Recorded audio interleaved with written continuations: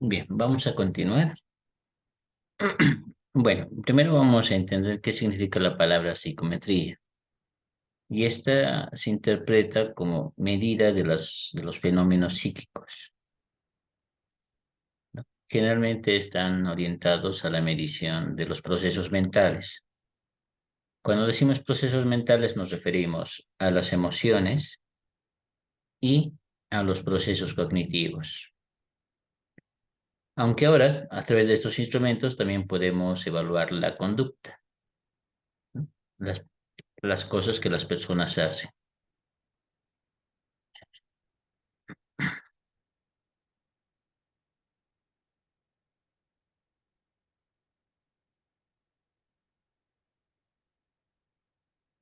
Las características de las pruebas psicométricas es que están basados en estudios de grupos normativos.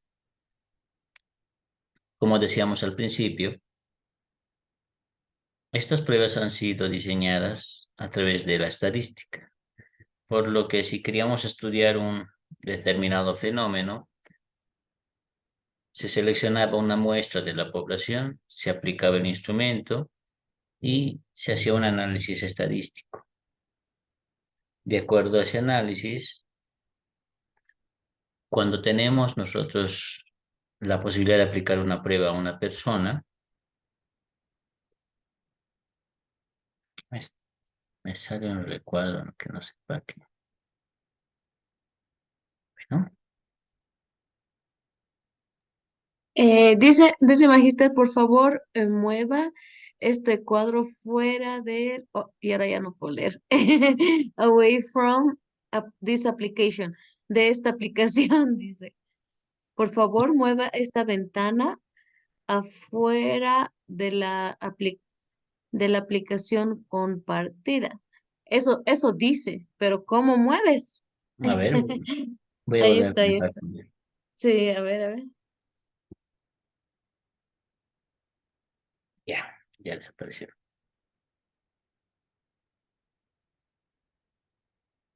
Bueno, sigamos.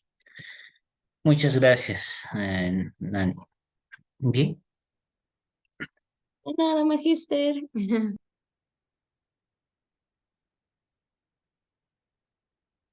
decía entonces que cuando se hace una prueba, un test psicológico, se hace con el estudio de una determinada muestra. Cuando nosotros aplicamos esta prueba, lo que hacemos es comparar los resultados que obtiene esa persona con el grupo normativo, con el grupo con el que se ha diseñado esta prueba. Aquí está muchas veces la observación. Muchas de las pruebas que usamos hoy en Bolivia han sido diseñadas en México, con población de México, con una muestra de México. Otras han sido diseñadas con una muestra de España, Argentina, Chile, ¿no? Tenemos escasas pruebas psicológicas, ¿no?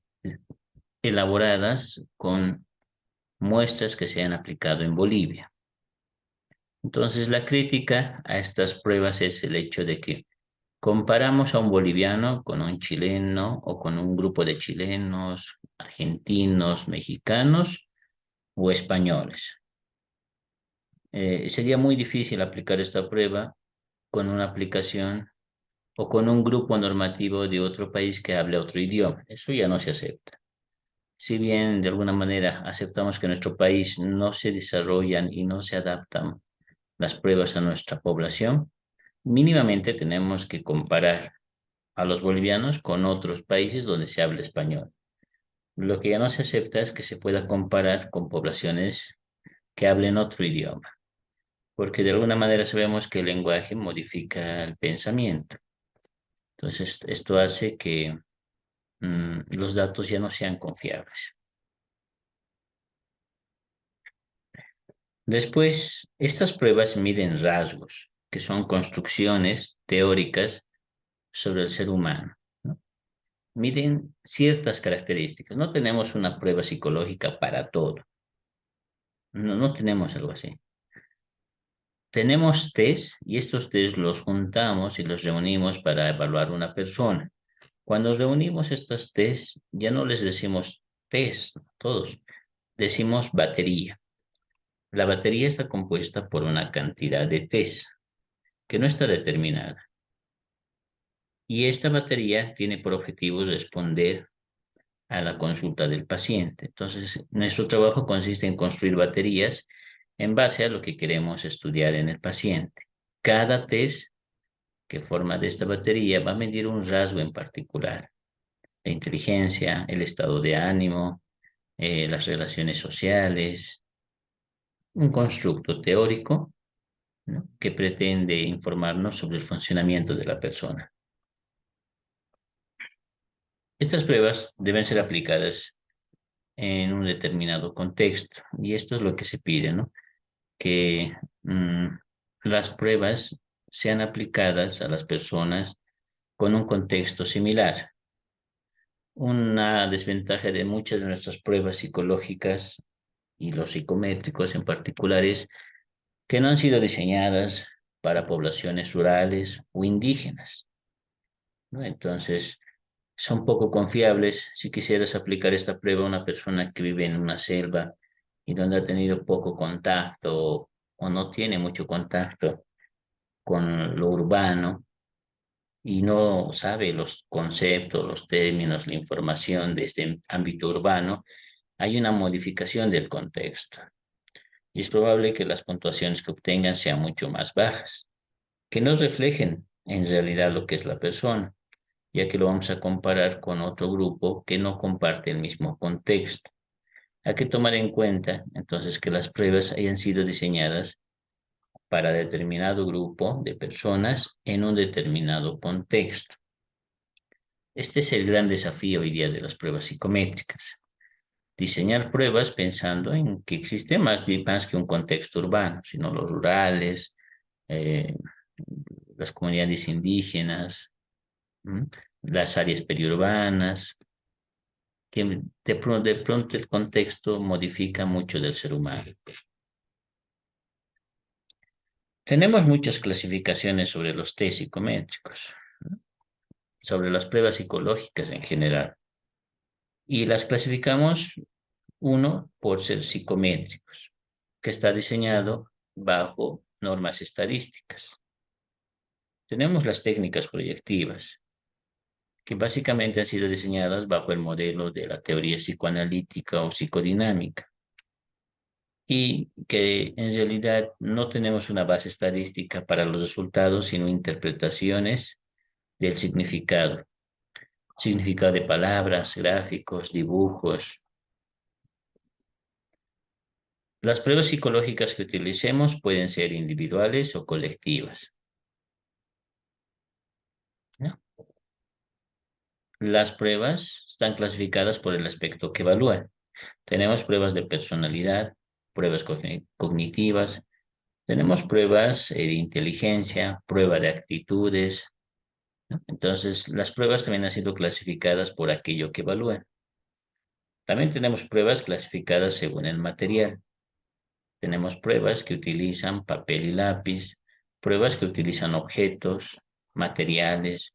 Tenemos también pruebas digitales que pueden ser realizadas a través de plataformas, formularios de Internet.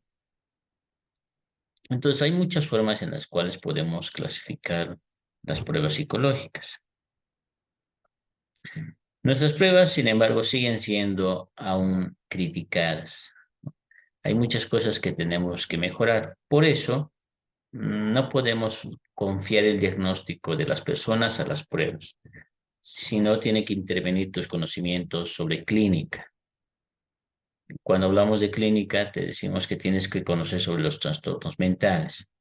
Y cuando te decimos eso, significa que tienes que saber información del DSM-5 y también los aportes teóricos desde la escuela que tú estás estudiando, ¿no? Por ejemplo, si entre ustedes hubiera algún psicoanalista, diría que el DSM-5 en realidad no representa todo lo que ellos conocen. Algunos psicoanalistas no la asumen como una guía para la evaluación. Ellos se orientan sus diagnósticos a través de las interpretaciones clínicas, a través de sus teorías, que llegan a clasificar de diferente manera los trastornos mentales. ¿Ok? Y por eso tenemos estas críticas.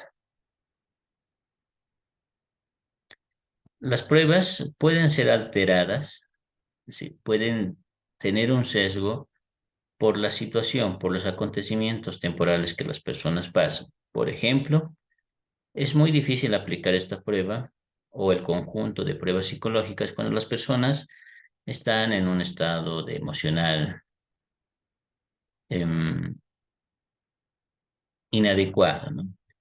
Imagínate que las personas estén llorando, esté muy mal, y tú insistas en aplicar la prueba. No vas a reflejar lo que la persona generalmente es, o que la persona haya sufrido algún accidente, ¿no? Y que tengas que aplicar la prueba. O que por un momento la persona esté pasando por problemas eh, de relaciones sentimentales que le dificulten realizar. O que la persona haya trabajado todo el día y tú optes por aplicarle la prueba al final de todo su trabajo y cuando ya está totalmente cansado. Las situaciones, los acontecimientos temporales que las personas tienen pueden afectar en el resultado de las pruebas, por lo que hay que buscar el mejor momento en que la persona se encuentre con la mayor predisposición de participar de ella. También hay efectos sobre el examinador. Bueno, también somos seres humanos, nos cansamos, podemos estar emocionalmente mal. Todo lo que le pasa al paciente nos puede pasar a nosotros. Y en esa situación, si aplicas una prueba, podrías cometer errores en la aplicación.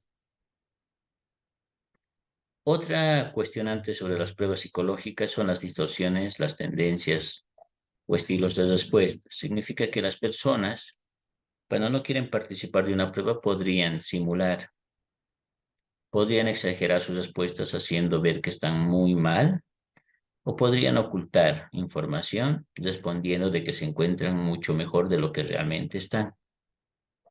Podrían optar por marcar al azar, ¿no?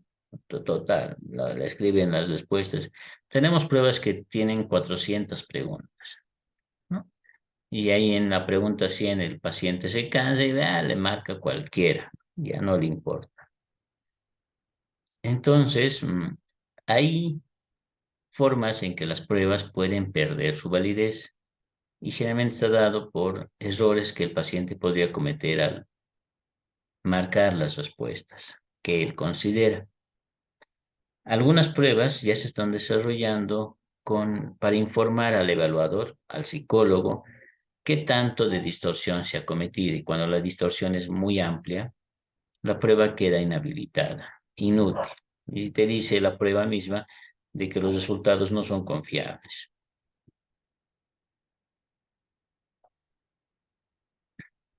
Las condiciones socioeconómicas y culturales también interfieren, sobre todo el idioma. Muchas veces nuestras pruebas están hechas, bueno, en todo caso, para español, para el idioma español. Pero ¿y qué hacemos con los que hablan quechua, aymara, que son la mayoría de la población que tiene un idioma diferente al nuestro? Mm, ¿Cómo se traducen algunas palabras? Mm. El nivel de acceso a servicios está relacionado con el nivel socioeconómico. El hecho de que las personas ganen más o menos dinero no es en realidad la dificultad, sino es que ese dinero que las personas ganan les da acceso a servicios. Quizás hubiera sido mejor escribir condiciones de acceso a servicios que puede comprar el dinero. Entonces, se ha visto muchas veces que las personas con un nivel socioeconómico inferior suelen obtener puntuaciones menores en la mayoría de las pruebas, ¿no? Entonces, a veces es difícil explicar este resultado y generalmente está relacionado con el hecho de que las personas que tienen mayor capacidad adquisitiva tienen un mayor acceso a otros servicios. Esto también produce distorsiones em, que algunas veces no reflejan tal cual las capacidades de las personas. Como verás, son varias las críticas que hay que tomar en cuenta para reducir la probabilidad de que las pruebas que apliquemos estén distorsionadas o den datos incorrectos sobre las personas, ¿no? Considerar la situación de las personas que vas a evaluar, considerar tus propias capacidades y estado emocional, considerar la motivación de la persona para poder participar de la prueba y elegir la prueba que mejor se adapte a las personas, a sus condiciones culturales, lingüísticas, nivel socioeconómico.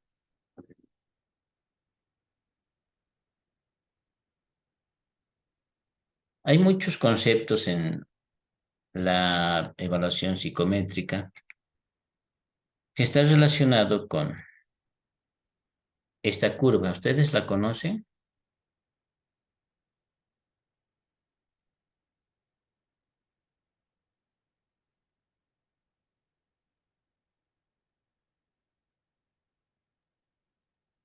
No recuerdo muy bien, Magister, pero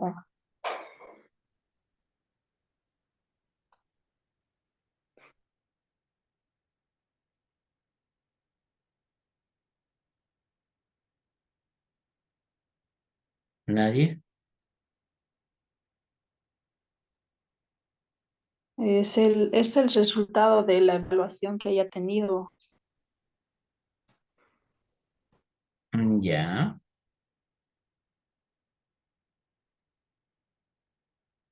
Bueno, esta es una curva o campana de Gauss. Y lo que hacen las pruebas es lo siguiente. Los resultados de las pruebas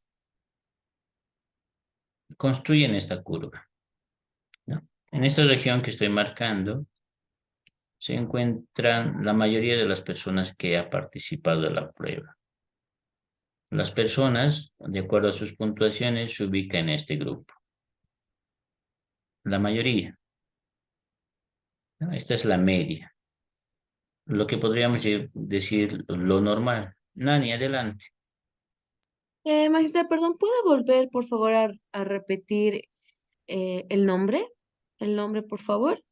Sí, se la conoce generalmente como campana de Gauss.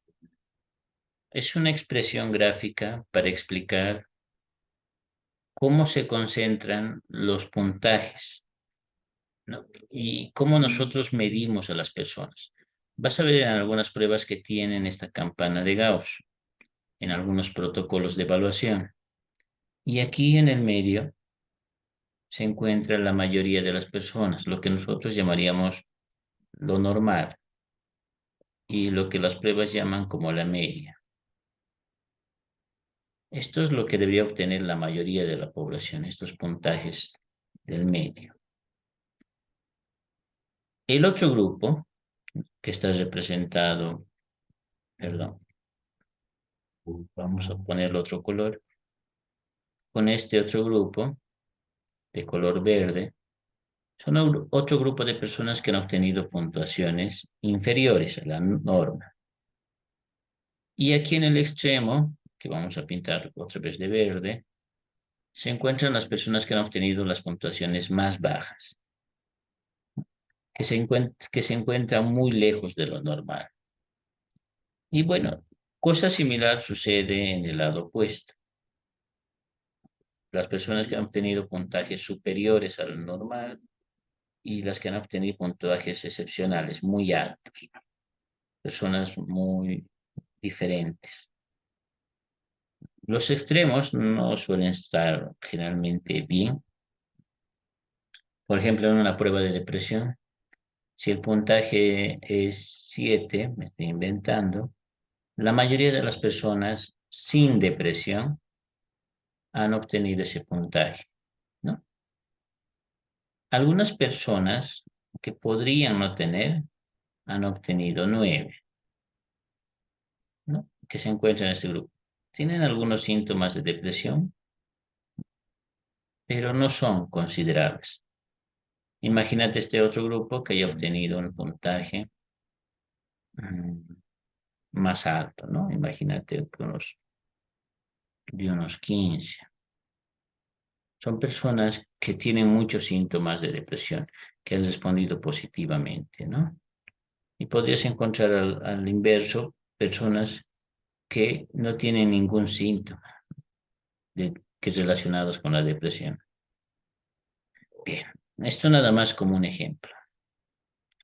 Entonces, lo que hacen las pruebas estadísticas es ubicar dónde se encuentra o cuál es el puntaje que la mayoría de las personas obtiene y diseñar una explicación de cuánto debería obtener una persona para ser considerada normal y cuánto ya se considera que podría estar presentando alguna alteración mental.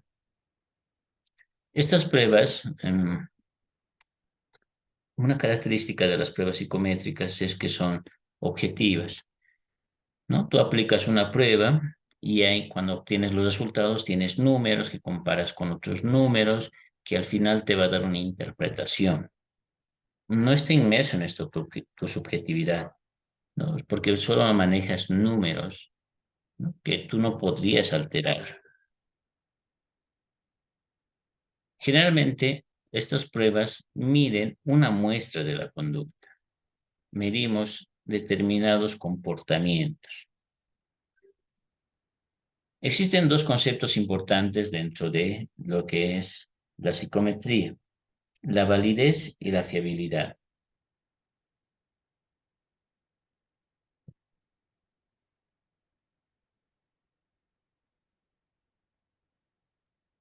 La validez es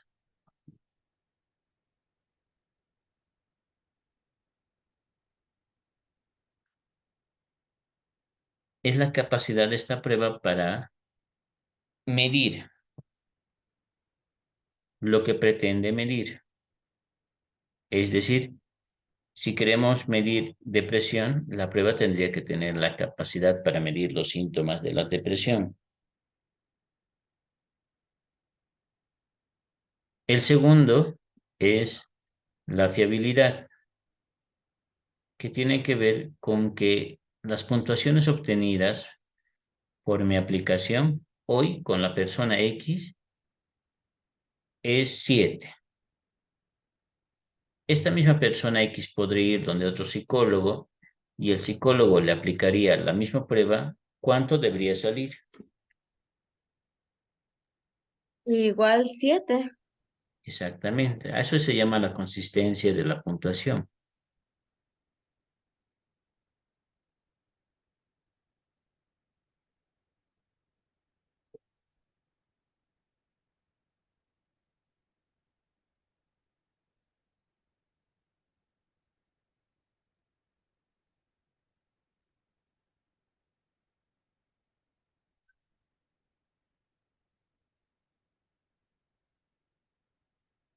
Vamos a probar esto. ¿Dónde está el borrador? ¿Está? Hemos hecho muchos puntitos.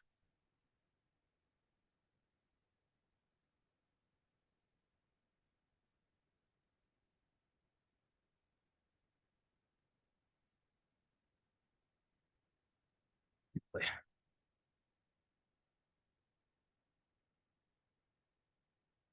bueno, ¿cómo se aplican estas pruebas psicológicas, ¿no?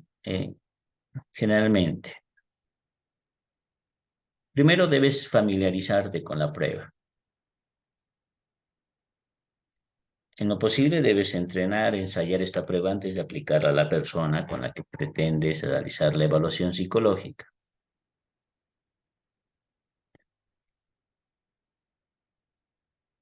Debes tomar en cuenta las condiciones ambientales, en lo que se caracteriza un lugar bastante tranquilo, con poca estimulación del medio ambiente. Nos referimos a que tenga poco ruido, la suficiente iluminación, una temperatura agradable.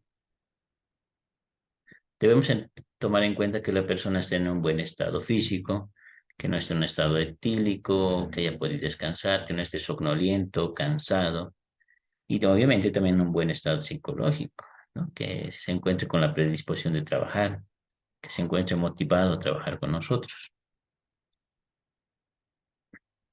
Debemos, en lo posible, memorizar las consignas o de lo contrario, tener a la mano escritas.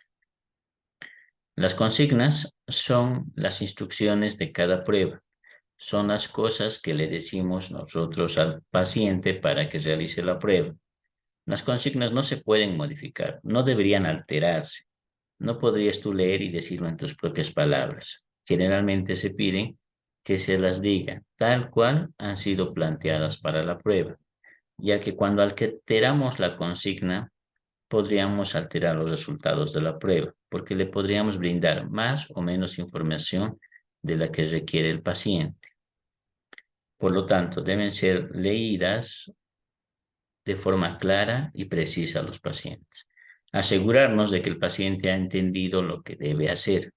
Para eso, muchas de las pruebas tienen un apartado de ensayo, donde nos aseguramos de que la persona ha entendido lo que queremos que haga. Y solo entonces comenzamos la aplicación de la prueba. Durante la aplicación debemos observar la expresión facial, debemos escribir las expresiones orales, las cosas que dicen. También nos interesa ver cómo está la postura, la conducta que asume con la prueba. No nos olvidemos que lo que estamos entregándole es un reactivo, es decir, que a través de la prueba estamos esperando de que surjan algunos comportamientos. La apariencia física nos sirve para saber algunos aspectos que después podamos interpretar. La actitud ante la prueba. Muchas veces queremos saber cómo se va a enfrentar a esta prueba la persona. Bueno, y la actitud de la persona con el examinador.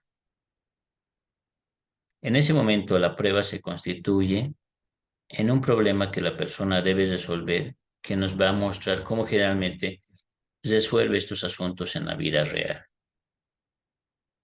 Después de la aplicación de la prueba, debemos tomarnos un tiempo con la persona para que la persona se distancie de este ejercicio. Muchas veces las personas ven las pruebas psicológicas como exámenes y quieren saber una retroalimentación, saber cómo les ha ido y están bastante preocupadas, ¿no? En ese momento no le podemos dar resultado porque hay falta una fase que se llama calificación, por lo que debemos reducir la ansiedad de las personas por esta situación. Podemos permitirnos usar algunas preguntas relacionadas con su vida cotidiana, que nos cuente algún evento agradable de su vida, ¿no? Es decir, permitir a la persona que se distancie de la experiencia que ha tenido con la prueba, orientando su atención a otro aspecto, que puede ser desde conversar cosas que ocurren hoy en Bolivia, algo que le permita desengancharse de su ansiedad por haber realizado bien la prueba. Una vez habiendo dejado a la persona, después de que haya concluido esta actividad, comenzamos con la calificación.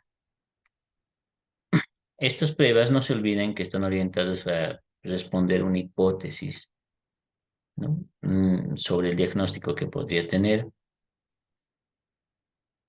Cada test, cada prueba psicológica tiene su propio sistema de calificación. Debes conocerla y debes acatarla tal cual te lo dice. Debemos calificar siguiendo las normas que nos dan sobre las puntuaciones que se van a otorgar. Y después de eso, cada puntuación tiene una interpretación que debemos conocer. Entonces, este es el proceso de aplicación de las pruebas psicológicas. Bueno, a continuación tenemos, bueno, yo tengo una cantidad importante de pruebas que generalmente se aplican a niños, ¿no? Quizás no es de interés de ustedes porque ustedes van a aplicar a adultos, por lo que me gustaría El después. test de la figura, perdón, perdón, magister, el test de la figura humana, esa la, esa nosotros la aplicamos en colegio. Me parece Aquí. interesante. Otra prueba sí es, no, la anterior, antes estaba. Otra también es la de la persona bajo la lluvia. Esa también es bonita, ese test me acuerdo. Sí, son pruebas de técnicas proyectivas. ¿M? Entonces, sí la vamos a ver, pero antes no me gustaría que ustedes puedan proponerme ahora sí pruebas, ¿no? En que podamos con ustedes estudiar. Hasta ahora ya hemos tenido un panorama general de los instrumentos psicométricos. Lo que nos toca después es hablar sobre las técnicas proyectivas, ¿no? Que no son muchas, generalmente las gráficas.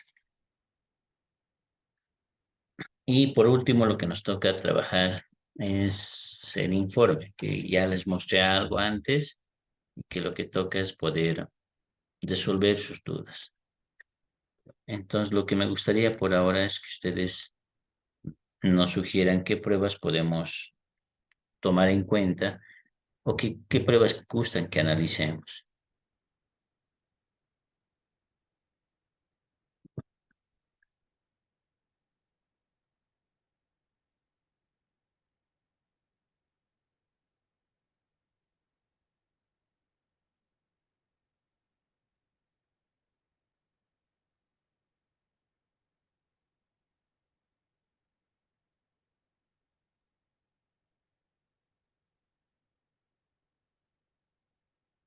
Hola, ¿me escucha?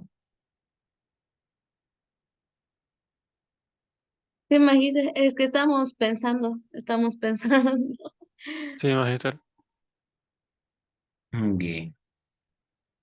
Ustedes ya tienen sus poblaciones, ellos me comentaron, ¿no? Entonces, tú, Nani, me estabas hablando de varias pruebas al inicio. ¿Cuáles son las que tenías en mente?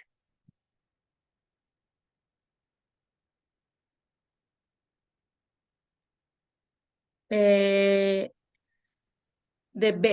cognitiva de Beck, puede ser. Bien, muy bien.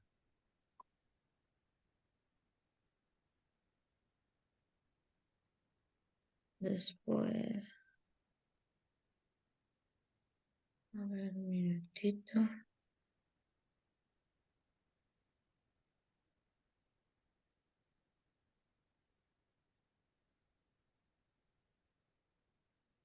¿Tienes alguna prueba así en digital que la quieras compartir, por ejemplo? No, no todavía. Muy bien. Entonces, esto va a ser nuestra primera tarea hoy. Quiero que piensen en la persona que van a evaluar. Después, piensen en sus características. Después, piensen en qué quieren saber de esta persona, qué quieres evaluar. Por ejemplo, Andrés nos decía que quiere aplicar una prueba de demencia.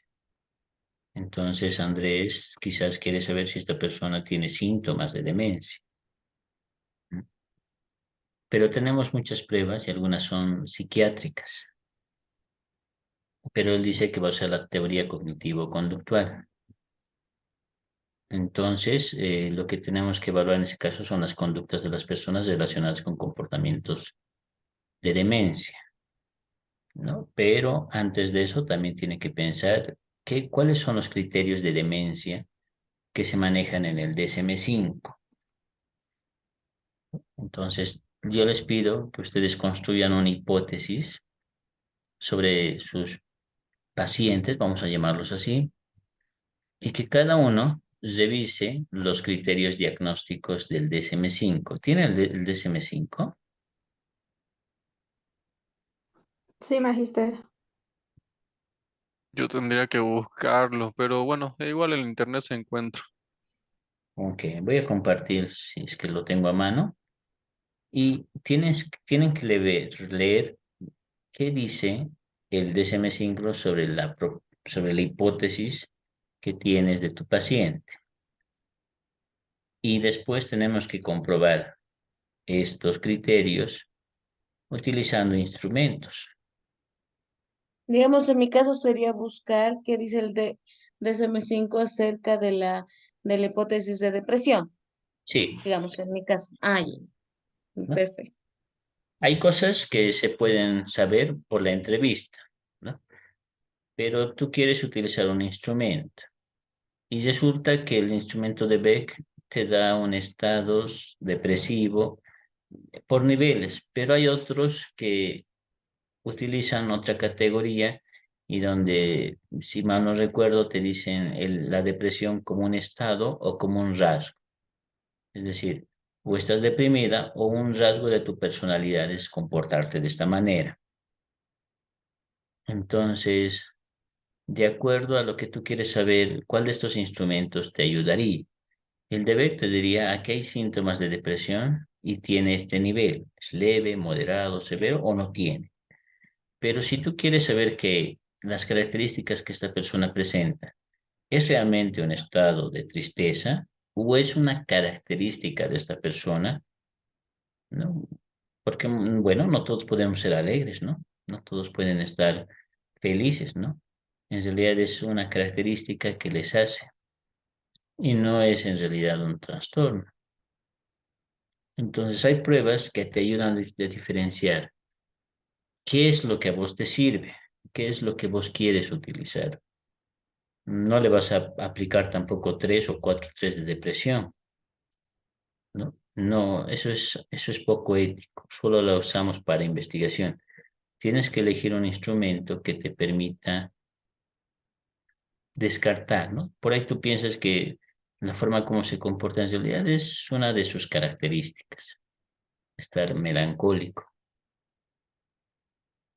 ¿no? Pero por ahí dices, no, ella nunca era así, yo la conocía y bueno, era una persona bastante alegre y ahora justo tiene estos cambios, ¿no? Entonces, puedes aplicar otra prueba que te permita saber más sobre los síntomas, que es sus rasgos de personalidad.